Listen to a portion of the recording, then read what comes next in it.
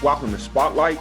I'm Ed Codi, and welcome our guest, the best hockey color analyst in the business, and I might add, the best dressed sports announcer anywhere in the business, from AT&T Sports and Penguins color analyst. Welcome, Jay Caufield.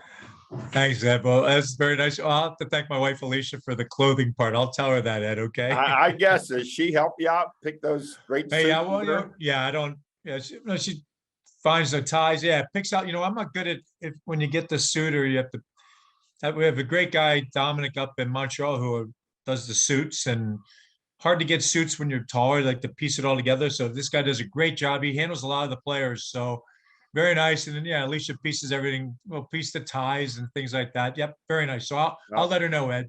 Smart. Give her credit. You'll get a nice dinner tonight. That's right. All right. I'll bank on that. Thanks, Ed. Hey, Jay, let's start. Let's go with the season. Okay. The Pens 4-2-1, but those first 4 games, they were like the fastest thing on ice.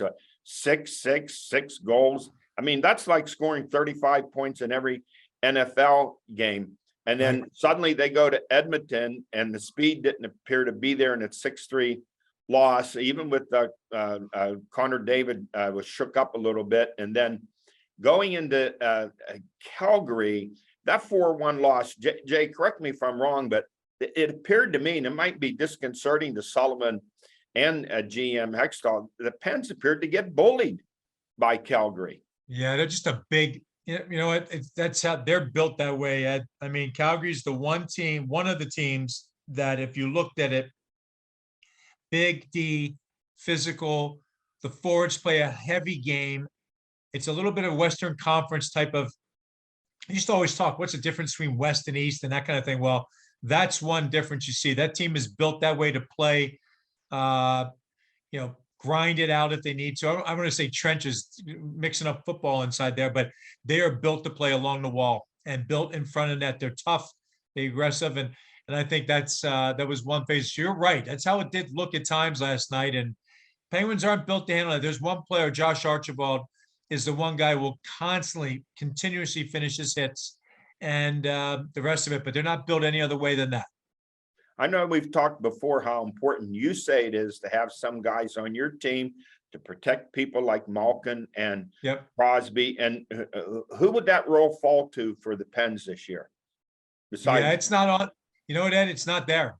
It's not there. They do it by committee, like a pack of wolves mentality. Like they have to watch out for each other and probably jump into scrums and not let something take place. I'm not saying there's not guys that can't take care of themselves. There's just nobody there that does that role of, all right, somebody hit my guy. Now I'm going to go fight Ryan Reeves or Zadorov last night or Milan Lucic. The Penguins don't have that on their roster. They're not built that way at all. So it has to be you got to play the game hard. You got to have to fast. You have to make teams pay when you get on the power play to make sure they don't want to get into that position. And of course, the game being extremely different than it was years ago, Ed. And we all know that, but still, you look around the league, there's teams that play the game hard and tough, and they got a fighter on the team, and that plays the game too. And as I said, the Penguins don't have that. And Jay, playing the sports of football, hockey, that mentality, you don't want to hurt, for example, the opposing quarterback. But boy, if you could knock them out of the game or their star running back, right. You play with that type of mentality. Yeah, that's really true. And I think you go after it. I think the one good thing, at least I didn't see, Crosby and Malkin are respected so much in the game, and they are aggressive. They are, in fact, some of your more physical players, to go back 1 second, Letang, Crosby, Malkin, they get themselves involved. I mentioned Josh Archibald as far as a person that's going to take the body. Petry's a guy that's going to take the body, but he's not. I'm sure he can take care. I'm sure he can fight when he needs to, but they're not fighter guys, but they all play the game hard. Same with Ruda, Chavuito, a number of things. But yeah, it's as long as you don't see Crosby and Malkin have people taking liberties that way. But they've dealt with it their whole career, Ed, and they have 4 lines that they think can produce, and that's why the lineup is what it is. Hey, Jay, let's play devil's advocate. And assuming you're a scout for another team. I'm going to get a scouting report on the Pens, and I'm going to start with the goalies because outside of NFL quarterbacks, I don't think no one in pro sports comes under more scrutiny than National Hockey League goalies. So give me your assessment. What do you see here with Jari and Casey DeSmith, who started against Calgary? Yeah, I think they've been very good. I know the numbers have been high given times, but they're facing many great chances by the opposition, whether it be odd man break or grade A opportunities. And those grade A's, I mean, it's a term that's used a lot, Ed, but that is one you have to say, hey, look, that's in too good of a scoring area to give that opportunity up. And the Penguins have been giving that up. And it's hard on goaltenders because eventually they're just going to get by you with the talent's too good. You continue to give up those type of chances to the opposition, and you're going to give up goals. So I think both goalies have been good. I thought DeSmith was very good at Montreal, his first outing, even though he got the loss in overtime. Last night, I think they just got to him after a while. I mean, it got to him early, a turnover here, an odd man break, and they bury it. So both goaltenders have been good. I think if you're coming in and look at what the Penguins offer in the net, I think they'll say, hey, we got to be good. We got to be good tonight to beat both Jari and DeSmith. Jay, those first 4 or 5 games, the coordination seemed to be there with the defense and the goalies, but then these losses to Edmonton and Calgary, it seemed like those teams got way too many shots on goal. Yeah, really.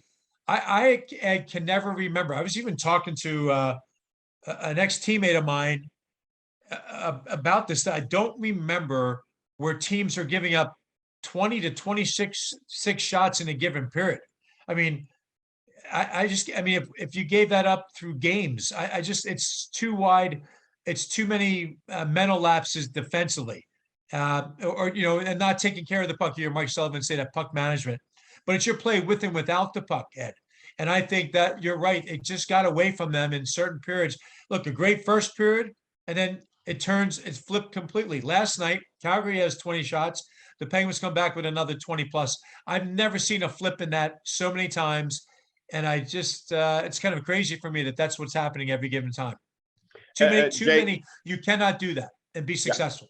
Yeah. Jay, you throw out the term, you said Sullivan, I heard him say this before, puck management. There's so many ways to look at it. So I'm asking you, what exactly is he referring to? Well, I would think how I view it is if you're talking to a fourth line player, you go, hey, what you got to make sure if I'm a forward and I'm in a defensive zone, and the puck comes up the wall to me, number one, you got to make sure you get the puck out of your zone, right? You can't take a chance and try and, make a feather pass to Sidney Crosby breaking through the middle if it gets picked off. That's bad puck management, right, Ed? If you do not have a play, sometimes you got to eat it. Or I talk about the lines are very important, the blue line. If you don't have you got to get it out of your line. You got to get it out of your zone. That's one area. You cannot make the mistake at your own blue line getting out of the zone. And the next one, going into the zone. When you're going in on the offensive, if you don't have an odd man rush, unless you're Crosby or Malkin, they make things happen different than anybody else. But even at times there, if you don't have a play, like an odd man type of rush, or you can't make something happen and control the plays you enter the zone, you've got to get the puck deep and get on the forecheck. Too many turnovers in those 2 areas, Ed, lead to opportunities and usually goals. It's a rush league.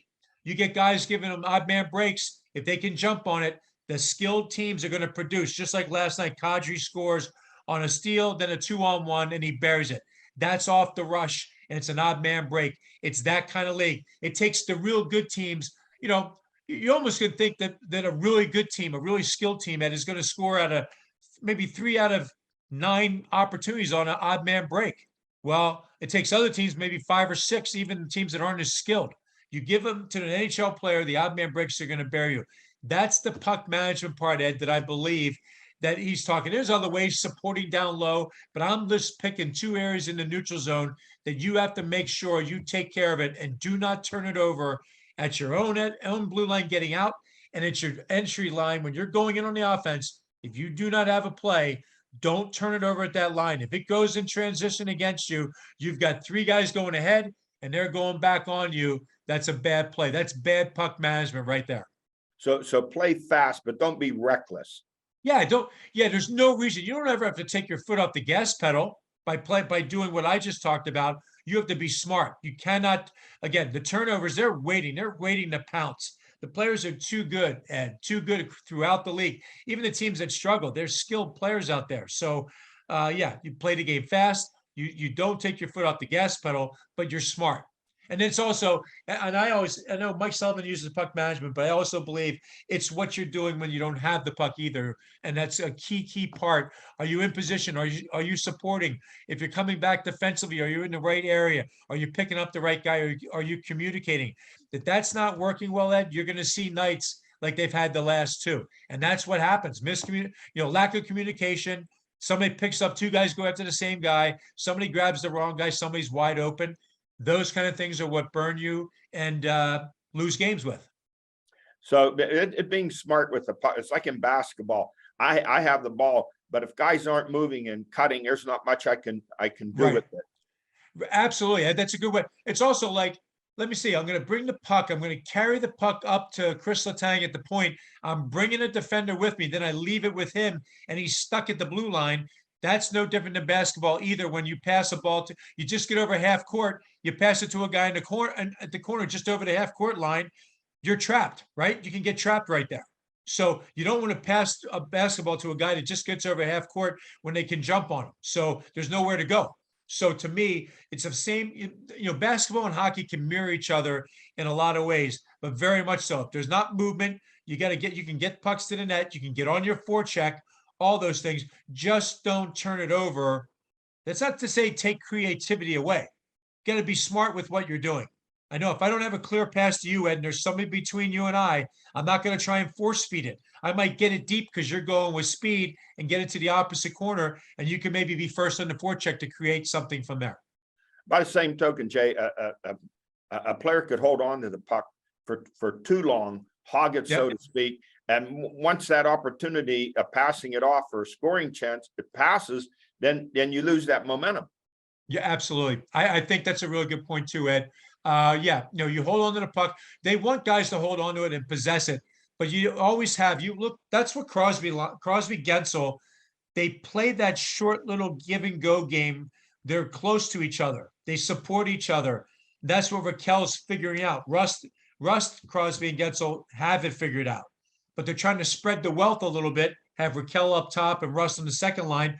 Raquel's trying to figure that part of the game. And when they hold on the pucks and make everybody work extremely hard in the defensive zone, they support, so they make it very difficult for the opposition to defend them. And that's why they get so many great looks. But Raquel is learning that part of the game with Crosby and Gensel when they're out there playing, and he's getting that opportunity up top. Jay, let's take a look here and get your scouting report on the lines, going with that first line of Gensel, Crosby, and Raquel. Yep. First of all, Crosby and Gensel, they just had that. They had that chemistry. They had that work. They work so well together. And you'll hear a lot of times, Ed, too, that coaches like to have at least two guys you can lean on all the time. So it's Gensel and Crosby. It's Rust and Malkin, and that's your two. Then you find somebody that fits in with that, and that can adjust at any given time. But the Crosby line with Gensel, they had an outstanding start. And Raquel was not on the score sheet as much, but was figuring it out and finding ways. Then he had a great game of start to the game in Edmonton the other night. And you see what he's all about. Just by that 120-minute period, you could see what he can bring to the table. Still, I think it's a work in progress with that line to see how they can really generate when you get into these tough games. But certainly, Ed, that Crosby line's had a wonderful start, and hopefully they can continue it. Well, looking at that second line of Zucker, Malkin, and Rust, what are you seeing here? I mean, Malkin throughout history, 1 point a game he averages. Yeah, amazing. Great players. I don't know how this is going to play out. I do think at any given time, if the Penguins go flat, I could easily see Russ going back up with Crosby. But right now, with Russ, with Malkin and Zucker, that's a great. I love the line because both wingers work extremely hard. They get the puck, and Malkin makes things happen with his skill. Excuse me, Ed, but I think it's a good line too, Ed. Really do. And I mean, you look at the third line with Heinen, Carter, and Kapanen, it seems like Heinen is the one guy that you could interchange and put maybe sometimes on a first line and a second line if need be.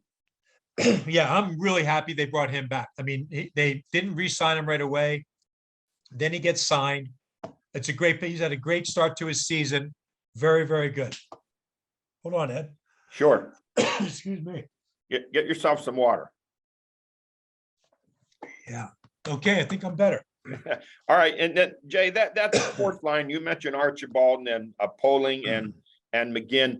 What is it that you really want from your fourth lines? It seems like if you really want to be a contender for the cup, you better be strong at that end too. Yeah, they got to be good on special teams, Ed, whether they be penalty killers, that type of thing. But they got to be momentum changers. They got to be the guy that can change it, or after a goal is scored, you can put them out and rely on them. That's what they do. Archibald finishes checks, one of the top hitters in the league, responsible, can skate. Paling, it's a great fit. His start, fast, big body, been good on draws. And McGinn, I like McGinn's game. He's down on the fourth line, but probably wants more than that. But they're very good together, Ed. I really like that. If they can keep them together, it's got to be that. They, as I said, they do not have the fighter in this team. So the role to these guys is about be momentum changers, be responsible, pick up the odd goal. And they want more than that, but you got to be good offensively, but strong defensively. And you assume your role as penalty killers and do a great job with that. That's what you're looking for in that bottom six, especially the fourth line. So you're saying from those 3 and 4 lines, you better have that physicality presence. You do. I have not liked, they had Cajulia on the fourth line the last 2 nights. I'm not a fan of that. I'm not a fan of Cajulia. I'm not a fan of it on the fourth line. I think he's more of a skilled player. He should, if you can work it out, get him in a different role until guys get back. But on the fourth line, that's not what I don't like that on the fourth line, but that's the way it goes in the NHL. You get called up, you're not getting the same minutes you got in the minors or what you thought you were going to get. You're just put into a role. And believe me, everybody wants to be on any role on any team. So, and I'm not knocking the player. I'm just saying as a role, as a player on that fourth line, it takes away from what that fourth line can do. I didn't see enough out of that part of it. And that's what I mean about that. Well, let's look at the defense. The pairing, Letang and Dumoulin. Let's start there and what you're seeing. Of course, Letang's a long player. Yeah, I think you know what, I'm a little. The one thing I'm not concerned about, but if you look at that, Letang is not getting the penalty killing minutes anymore. It's going to Petrie or whoever, Ruda. He's not. I wonder if he's not used to not playing the PK. He's not used to playing every minute that's possible. So that's going to be interesting for us to monitor, Ed, is maybe we check back in a couple months. How is that working? I don't think they've had a great start initially. And I think across the board, the team in general has been floundering, as we know. So, but a number of giveaways, all those kind of things come into play. And stuff happens when the puck's on your stick a lot. But when I say concerned, I wonder what he's thinking, because I don't believe a player like Chris Letang wants any minutes taken away from him at all. So that's why I say we need to monitor that. They had 2D on the number 1 unit the other night on the power play. I can pretty much guarantee he really didn't like that. But again, that's my opinion. I'm not in the locker room. I don't know, but I know players like that. I know Paul Caufield, like players that control that power play. They're not looking for another D to join them in that type of role or out there on the ice. It just looked odd to me. It was an odd setup, but they also might be sending a message as far as the coaching staff, like, hey, we got to be responsible in the power play and not give up shorthanded goals. So, but again, to me, I think I want to monitor what the Chris Letang situation is, how many minutes he's getting. Is he the leading minute guy for each and every night? Because that's what he's used to. Well, let's look at the second line of Petrie and Marcus Pettersson and the work they've been doing. They work really well together. Petrie, he's physical.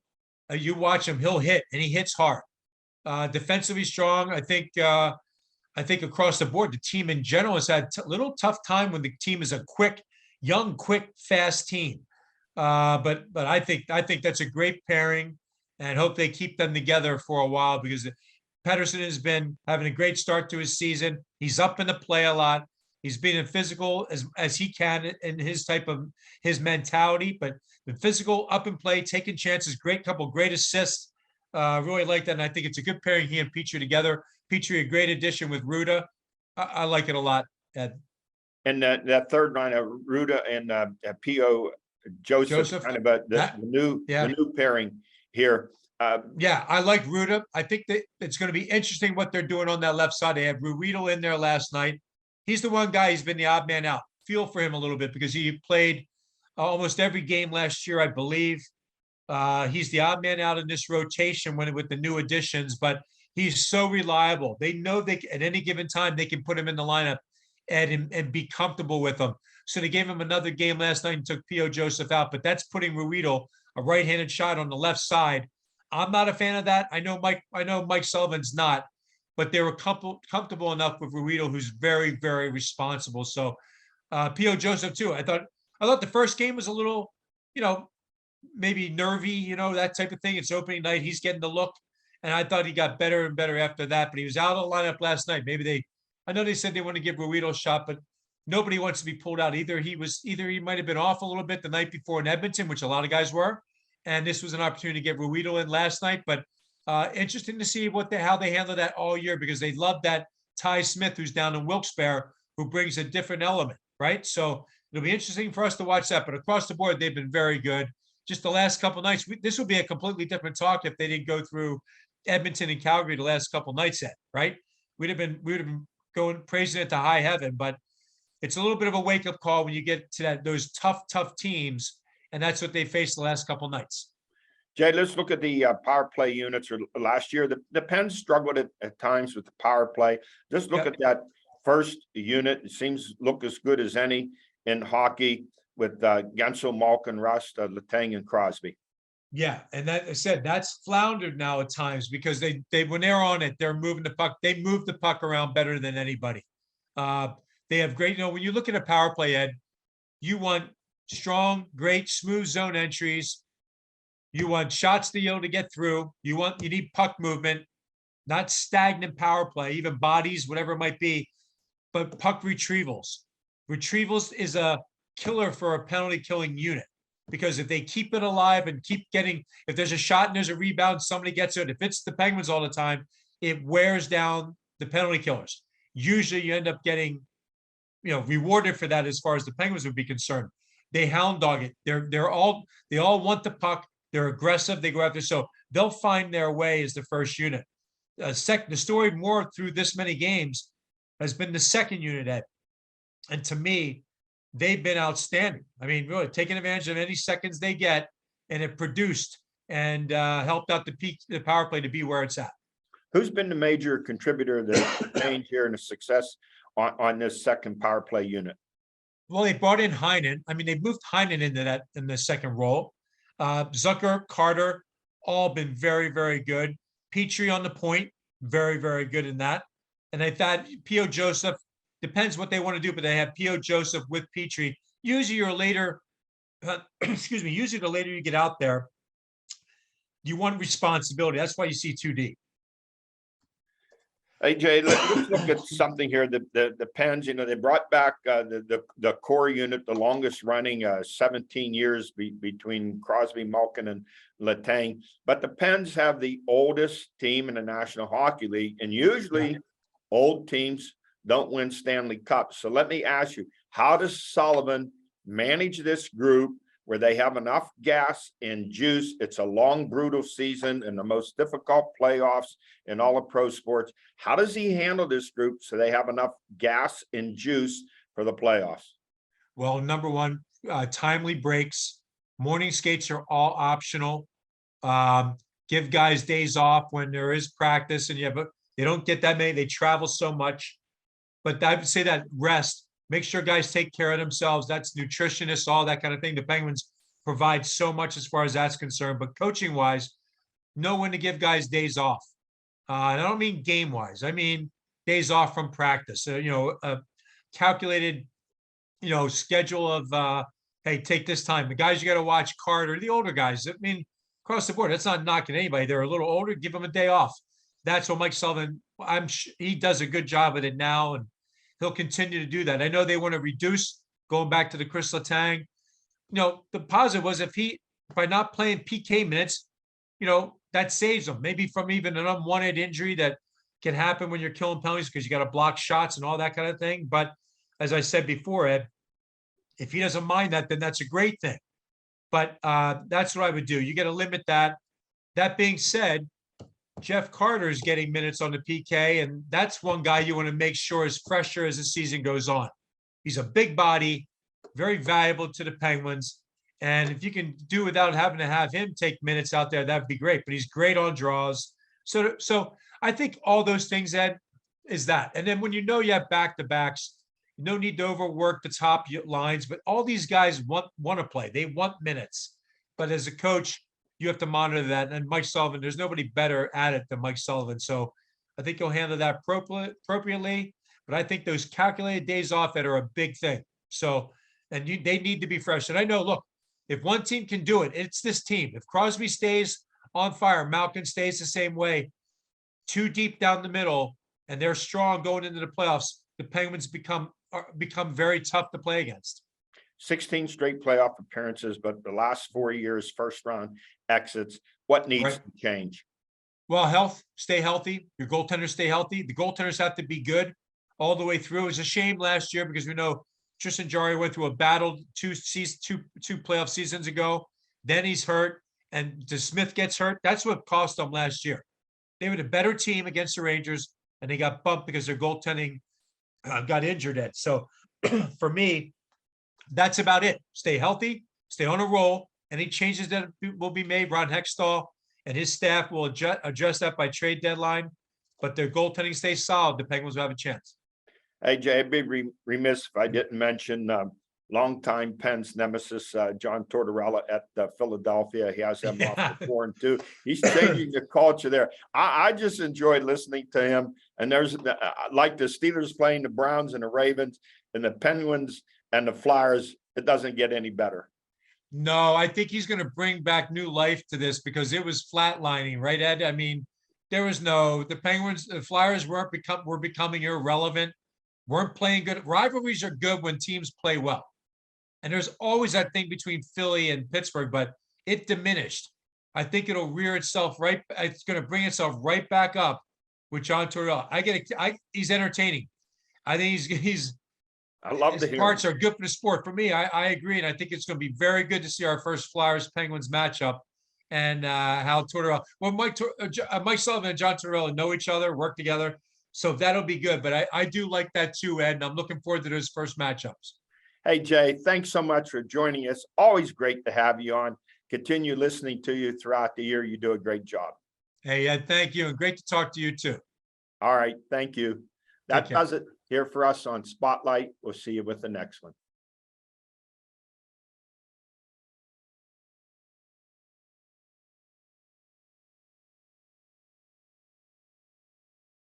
We're proud to announce that in 2022, Armstrong has been named Cablefax Independent Operator of the Year for the second time.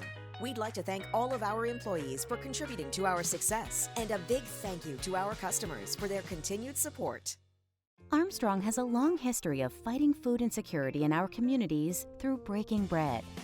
We're excited to announce the results of our 5th annual Avenge Hunger Month. Armstrong raised over 19,000 pounds of food and over $14,000 in donations, along with 96 hours of volunteer service. Avenge Hunger Month proudly benefits over 200 feeding programs throughout our entire service area. Visit ArmstrongOneWire.com/breakingbread to find a list of community feeding programs in your area.